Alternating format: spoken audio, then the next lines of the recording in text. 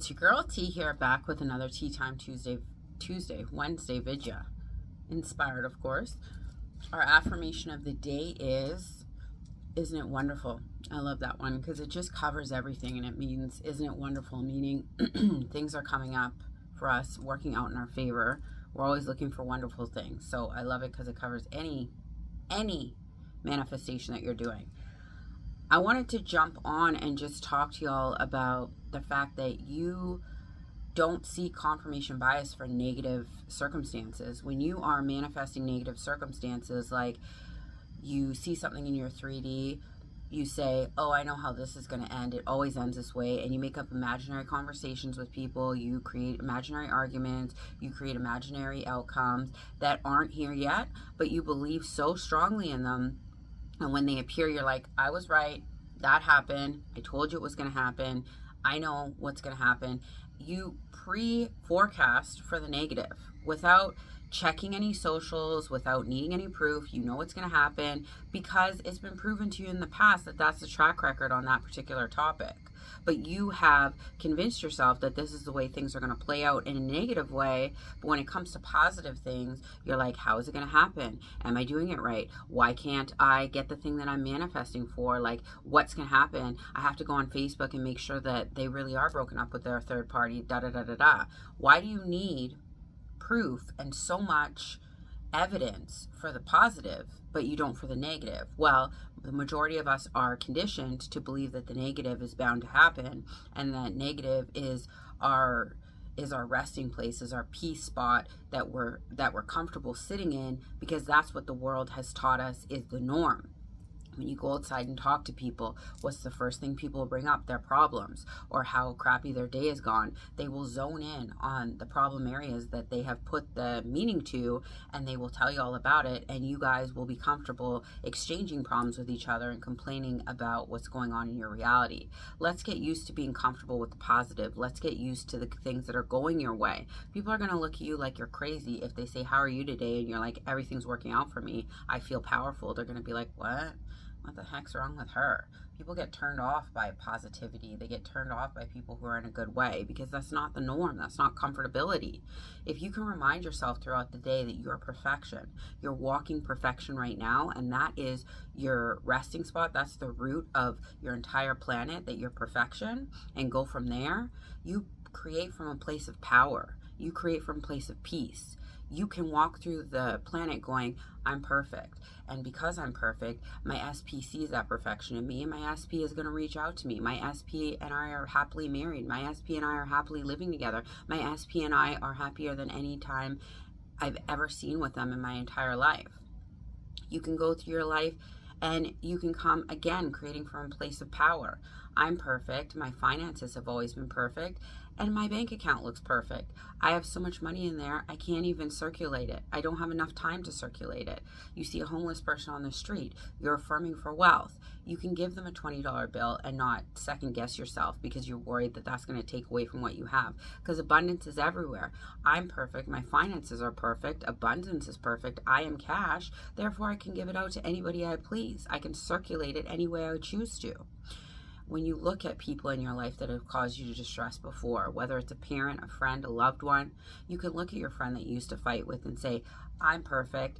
I see you as perfection. I look at you through the lens of love, and we are getting along better than we ever have.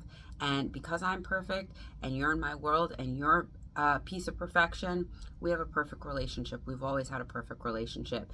And they will start talking to you and flowing to you in a different way. That argument that you always get into with Sally at work, you can go to work today, and when she starts raving on you about you did this and you don't do that properly, you can look at her and be like, internally, of course, Sally, I love you. While she's Sally, I love you. I'm perfect. You're perfect. Our relationship is perfect, and you treat me with the utmost respect because I'm perfection. So of course you do. And you're perfection. We've always had a great relationship. You can react in a different way coming from that place of peace and power, and knowing that your affirmations are coming from a base root of you being perfection and you having everything that you want right now. So you don't need to worry about that. You could even go into work and be like, I'm not reacting to the same things I did yesterday because my end result is that I'm wealth. I am financially free. So these little forest fires happening at work don't affect me the same way because I know I'm financially free. So I can act from a place of peace because I'm financially free. The problem is that a lot of you are coming from a base of negativity, like, what's the next fire I have to put out? What's the next problem that's going to occur? Oh my goodness, if I don't affirm a million times today, am I not going to get that thing? But you knew before, when you were creating negative circumstances, that you could affirm a couple times and just be very confident in what you were affirming for or what you were declaring, and it was going to happen for you. Why? Because it was coming usually from a place where you were expecting a negative outcome and you had been comfortable with that negative outcome, so it occurred for you. But when we are retraining our brain to expect positive outcomes and best case scenarios, sometimes our brain, because I've told you this before, wants to keep us comfortable. And our general comfort place was from a place of negativity and a place where things didn't work out for us, so it wants to bring us back. You know what's going to happen when you're affirming for something new? There will be most likely times where your subconscious, your ego, what have you, is going to come in and be like, oh, you said you're rich, but look at all those bills sitting on your desk and you don't have any money to pay them. Go check your bank account. You have $0. This is where you have a choice. It's a choose your own adventure. You can say, that's okay. I know internally, the 40, because that's my real world, I have more than enough to pay for those bills, and you can be okay with it. You can also react. Oh my God, I don't have enough money. My brain's right. What am I going to do? Oh my God, I got to ask everybody I know to borrow money because this is going to be the end of me. Or the third option is that you can say, I used to think that way, subconscious, but now I'm in a place where I know I'm wealthy. I know money's always showing up. So that bill, paid, done. There's a three-way option there. You'd get to decide how you choose to react to it. You get to decide which way you want to go. But as the old saying goes, if you are continually doing the same thing over and over, expecting a different result, what is that the definition of? They say insanity. I think we're all a little insane in our own ways and a little delusional in our own ways, but that's a beautiful thing because we are delusionally reconstructing our reality to serve us. So what I want y'all to do from this point forward is decide that you are perfection walking on earth right now, and every decision you make is perfection. Every reaction you decide to have is perfection, and things are always working out for you. You won the lottery by being here. There's so many different variables that made it possible for you to even be born. The timing, the place of your mom's cycle, the fact that your parents meet, all the different perchance situations that had to occur for you to be born happened, for you to be here, to walk around in your own perfection, to be making powerful decisions from a place of power and love and knowing your perfection and living a life that you love. We weren't sent here to imprison ourselves into this small square and wake up every day going, oh my God, it's the same day, drink the same cup of coffee, eat the same food, complain about the same things. We were here to use our gifts and skills to serve the planet and to live a life that we enjoy waking up to, live a life we're excited about, live a life that we get to do the things that we've always wanted to do. You are a couple of days of thoughts away from getting everything that you want. The doubting, the checking for results, the looking at other people to see what they're doing and copying their skis. Other people can't tell you what's best for you. They haven't lived your life. They don't know your circumstances. They don't know what you've been through. So everybody's individual. Everybody's thought processes are going to be different. I might be a killer in love. I might have all the boys running for me and want to marry me. And you could be the opposite. You could think relationships don't last. They're hard to come by. Your relationships only last 2 days, but that's okay. You can change that. You can up your game and be the exact same as me. But when it comes to money, maybe you've got millions in the bank and money comes to you like this. But for me, I might struggle a little bit with money and think that it is a slow water tap drip until I change my belief systems.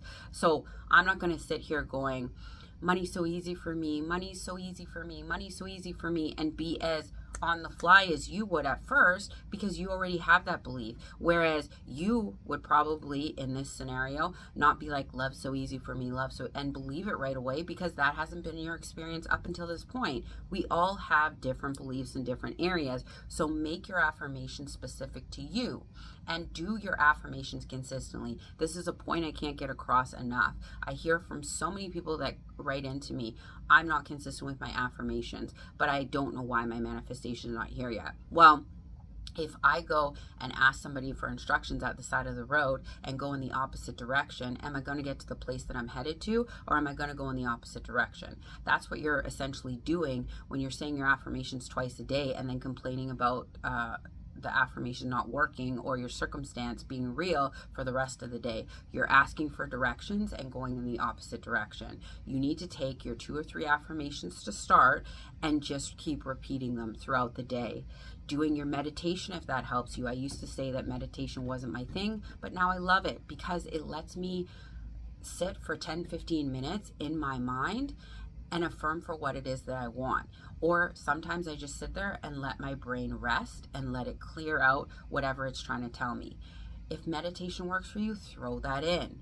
If you like to script, have scripting on your plate throughout the day. Script in the morning when you get your lunch break at work, or whatever you do it then towards the evening. But the meat of this whole operation is what you are continually checking yourself on. If you are reacting to things and venting to your friends about how circumstances are getting the best of you, but then you're saying a few affirmations throughout the day, your dominant thought is going to win.